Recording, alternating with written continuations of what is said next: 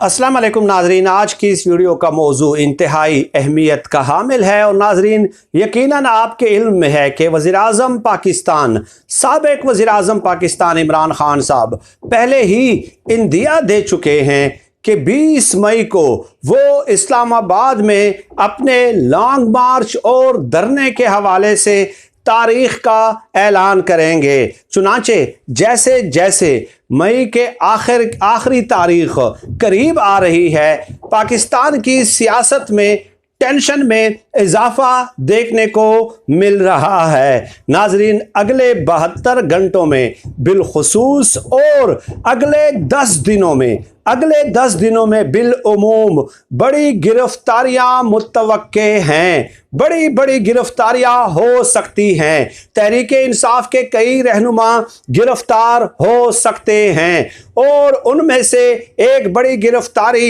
इमरान खान साहब की भी है और इसके वाज़े इशारे अब मिलना शुरू हो गए हैं। नाजरीन, इमरान खान साहब ने गुज़श्ता दिनों एबटाबाद में तकरीर की और उसके बाद DGISPR का रद्द अमल भी सामने आया। चुनांचे उसके बाद से वाज़े तौर पे इशारे मिलना शुरू हो गए कि अब हुकूमत ने और रियासत ने जो है आखिरी इकदाम उठाने का फैसला कर लिया है। नाजरीन, DGISPR के रद्द अमल के बाद कल दिन के वक्त शहबाज शरीफ साहब का ट्वीट और ऐलान सामने आता है। शहबाज शरीफ साहब ने कहा कि कौमी इदारों के खिलाफ साजिशी बयानियां घड़ने वाले इमरान खान का खिताब असल में पाकिस्तान के खिलाफ एक बहुत बड़ी साजिश है। इमरान खान साहब ने अपनी तकरीर में कानून और आइन को चैलेंज किया है और उनके खिलाफ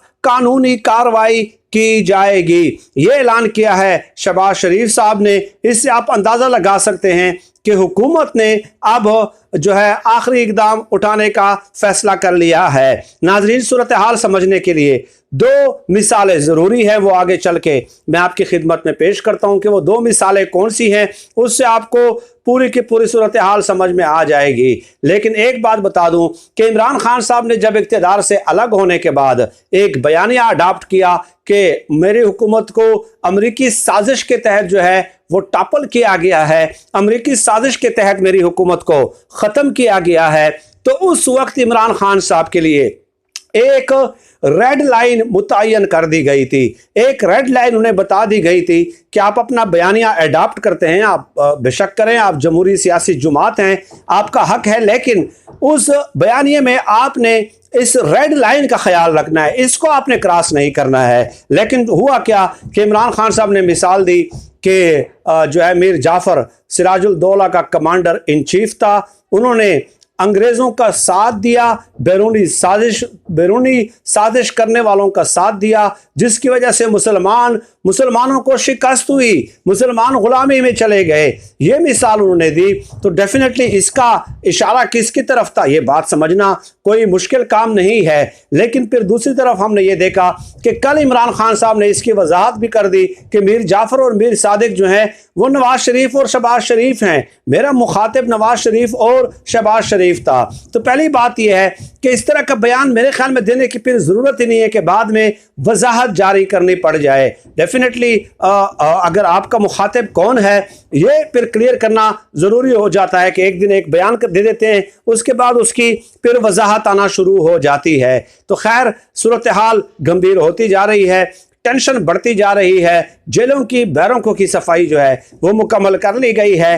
अब नाजरीन, 2 मिसालें मैं आपको देता हूँ। शफकत महमूद साहब, जिनको मैं जानता हूँ, बड़े धीमे मिजाज के मुतहम्मल इंसान हैं, बहुत कम जो है ना वो हाइपर होते हैं या गुस्से का इजहार करते हैं। लेकिन कल उन्होंने भी एक बड़ा ऐलान कर दिया और ये कहा कि अगर लॉन्ग मार्च नहीं होता तो हम पूरा मुल्क जाम कर देंगे। अब इस पूरे मुल्क के जाम करने से मुराद क्या है कि तहरीक लब्बैक ने जिस तरह किया था कि मेन शाहराह पे कब्जा करके जो ट्रैफिक आर्टरीज हैं वो बंद कर दी थी, तो डेफिनेटली आमदोरफ्त जो है मुअत्तल हो जाती है और पूरे का पूरा शहर का जो इंतज़ाम व इंसराम है वो डिस्टर्ब होना शुरू हो जाता है। फिर आगे चल के शफकत महमूद ने कहा कि अगर हमारे लॉन्ग मार्च को बज़ोर ताकत के जरिए रोकने की कोशिश की जाती है तो फिर क्या होगा? फिर ये होगा कि हम पूरे मुल्क में जो है ना भैया जाम कर देंगे, पूरे मुल्क को जाम कर देंगे, सड़कें बंद कर देंगे, ट्रैफिक आर्टरीज बंद कर देंगे, हुकूमत का चलना जो है वो हम महाल कर देंगे। और फिर आगे चल के जो है शफकत महमूद साहब कहते हैं कि ये बयान मैं राना सनाउल्लाह के रद्द-ए-अमल में दे रहा हूँ। राना सनाउल्लाह ने कहा था कि हम इनको घरों से नहीं निकलने देंगे, और राना सनाउल्लाह ने यह भी कहा था कि शेख रशीद अपना खूनी लॉन्ग मार्च का ऐलान वापस ले लें, लेकिन शेख रशीद ने नहीं लिया। तो राना सनाउल्लाह ने कहा था कि आप खूनी इनकलाब की बातें करते हैं, इस तरह की इजाज़त हम नहीं दे सकते। तो उसके बाद शफकत महमूद साहब का ये रद्द-ए-अमल सामने आया है, जिससे आपको अंदाज़ा हो जाएगा कि सूरत हाल किस कदर गंभीर हो चुकी है कि अगर पकड़ दकड़ की भी जाती है हुकूमत की तरफ से तो उसके बाद ये ऐलान करना शफकत महमूद की तरफ से, ये पहली मिसाल मैं दे रहा हूँ, तो इससे आपको समझना मुश्किल नहीं है कि पाकिस्तान की सियासत में 20 मई के बाद आपको तनाव और टेंशन में बहुत ज़्यादा इजाफा देखने को मिलेगा। दूसरी तरफ नाज़रीन, दूसरी मिसाल ये है कि शिरीन मज़ारी साहिबा जो हैं, शिरीन मज़ारी साहिबा को तो आप जानते ही हैं, गुज़श्ता कुछ अरसे से वो ट्वीट्स कर रही हैं। उन्होंने एक ट्वीट किया था कि अमेरिका ने जब एयर बेस मांगे तो उस वक्त इमरान खान साहब ने तो एब्सोल्युटली नॉट कह दिया। इमरान खान साहब ने एयर बेस शुरू में जब उन्होंने मुतालबा करना शुरू कर दिया तो इमरान खान साहब ने पहले ही में एब्सोल्युटली नॉट कह दिया। तो उसके बाद भी अमरीकी हुकाम जो है वो मुज़ाकरात करते रहे एयर बेस की हवालगी के हवाले से या इस्तेमाल के हवाले से। तो शिरीन मज़ारी सवाल उठाती हैं कि वो जो मुज़ाकरात करते रहे तो फिर किससे करते रहे? इससे आप इशारा समझें कि शिरीन मज़ारी का जो इशारा है वो किस तरफ है, कि यानी एक तरफ तो वो ये कह रही हैं कि इमरान खान साहब ने तो इनकार कर दिया था, फिर किससे वो मुज़ाकरात कर रहे थे? आगे चल के वो कहती हैं कि राना सनाउल्लाह आप धमकियां देते हो, आप डराने धमकाने की कोशिश करते हो, हमें मालूम है तुम 18 लोगों के कातिल हो, हमें मालूम है तुम मॉडल टाउन में कातिल के तौर पे सामने आए हो, तुम हमारे लीडर को नजर बंद करने की या गिरफ्तार करने की बात करते हैं, हम तुम्हें दिन में तारा दिखा देंगे अगर तुमने ऐसी हरकत करने की भी कोशिश की।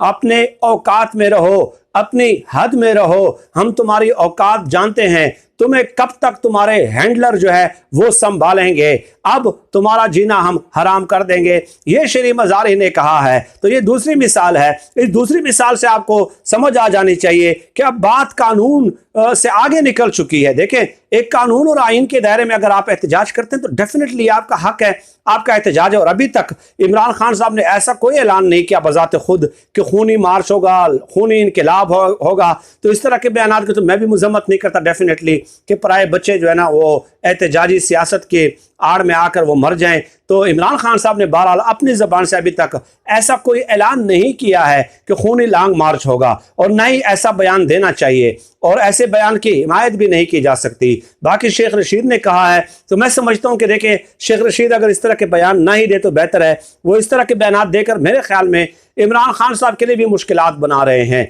इमरान खान साहब की सियासी जद्दोजहद को भी वो नुकसान पहुंचाने का मूजब और सबब बन रहे हैं। कानून और आइन के दायरे में आप एहतजाज करें, धरना दें, जितने दिनों का देना है, ये हुकूमत का हक है, इसको कोई नहीं रोक सकता एहतजाज करने से। लेकिन अब देखते हैं कि क्या सूरत हाल बनती है। ये खबर थी अगले 72 घंटों में बिलखुसूस और अगले 10 दिनों में बिलउमूम बड़ी गिरफ्तारियां आपको नजर आने वाली हैं और बड़े बड़े नाम आपको गिरफ्तार होते हुए नजर आएंगे। सर-ए-दस्त नाज़रीन, आज की इस वीडियो में इतना ही। अल्लाह पाक से दुआ है कि अल्लाह पाक हमें खल्क़ खुदा के लिए आसानियां पैदा करने की तौफीक अता फरमाए। आमीन या रब्बल आलमीन।